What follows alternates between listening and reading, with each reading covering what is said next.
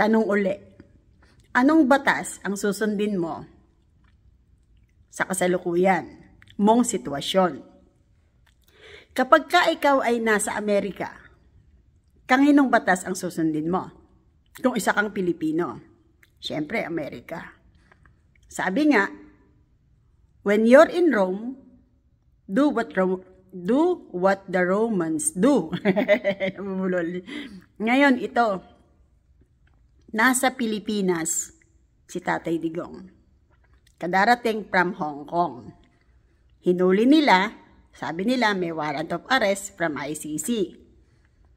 Pero yung bandang huli, lumilitaw Interpol daw kuno-kuno. Tapos nung bandang huli, surrender daw. Ang tanong ito, hinuli sa Philippines. Kung nasa Philippines pa lang, kanginong batas ang susundin?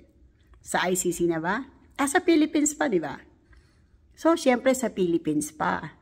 Kahit sabihin nilang meron ng mga kung ano-anong Interpol, di ba? Ngayon, kung nasa Philippines pa, pairalin mo muna yung batas ng Pilipinas. Pagka nandun na yan sa ICC, iiral na doon yung batas ng ICC. Pero kasi, ang sinasabi ninyo, mahaba na yung oras. Yun na sinasabi ni Torere, di ba? Ang point ko lang, gusto kong makialam. Ang point ko lang, kung kayo na nagpapairal ng batas, hindi ninyo alam ipalakad ang batas. Paano pa yung mga tao na hindi talaga alam kung paano ang gagawin sa batas, di ba? Meron tayong mga tinatawag na expertise. Kailangan, bago ka maging expert sa isang bagay, may mga trainings, seminars kang pagdadaanan. Pero bago yon, mag-aaral ka muna. Ang tagal niyong nag-aral. Ang tagal niyong mga nagkaroon ng mga seminars ng trainings. Bakit? Na-BO-BO kayong bigla? Di ba? Ang alam ko kasing nakaka-BO-BO at nakakatanggal ng karunungang hindi likas, kung hindi nakamit, pinagsikapan, pinaghirapan. Bakit biglang nawala lahat? Yung maraming taon mong iginugol para ikaw ay masabing karapat-dapat sa mataas mong posisyon ngayon bilang general. Diba? Ako hindi naman ako involved sa batas. Diba? Wala nga akong alam dyan Kinawawa nga ako ng mga politiko sa amin sa bayan ko Diba? Kaya naging naging nanaliksik. Ayan. Sinasaliksik ko ngayon ng batas. Kasi, I need to protect myself sa mga masasamang ginagawa ng ibang tao. Ang tanong ko ngayon ito, nako, kahirap. Anong batas ang susundin mo? Anong batas? Kasi, tanong yan Tanong yan na alam niyo yung sagot, pero ayaw niyo sagutin.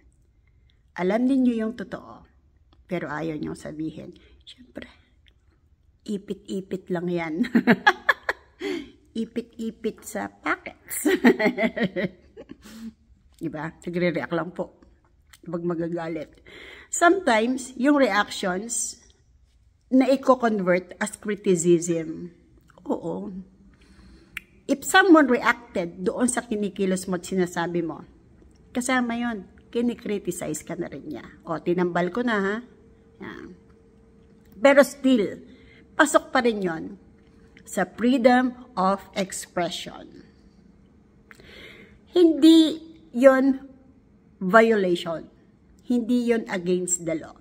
Yun ay freedom mo. Kaya yung nagsasabi na masusubpi na, mahuhuli. Simple dahil nagre-react. Nakakatawa ka. Ikaw, Divine Jacinto. Di ba? Eh ako kasi dalawa nire-react ko. Yung kabit ng asawa ko at saka itong nangyayari kay Tatay Digong. Nagre-react ako. Tao ako eh. Nasasaktan ako. Sakit na sakit ako sa kawalang hiyaan ng kabit ng asawa ko. Na patuloy at patuloy na ginugulo buhay ko. Damay pati mga anak ko. At nasasaktan din ako sa sinapit ni Tatay Digong. Kasi, one day in my life, noong 2016, 17, 18, kinulungan ako ni Tatay Digong. Hindi ko yun makakalimutan. Kaya kahit ano sabihin pa ninyo, hindi nyo ako mapipigil magsalita. Dahil alam ko yung rights ko. Ikaw nga dapat kang magsalita.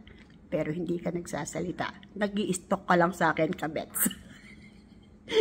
Bagsak ko doon sa kabets, no? Oo, sabi nung kabets, flat-chested.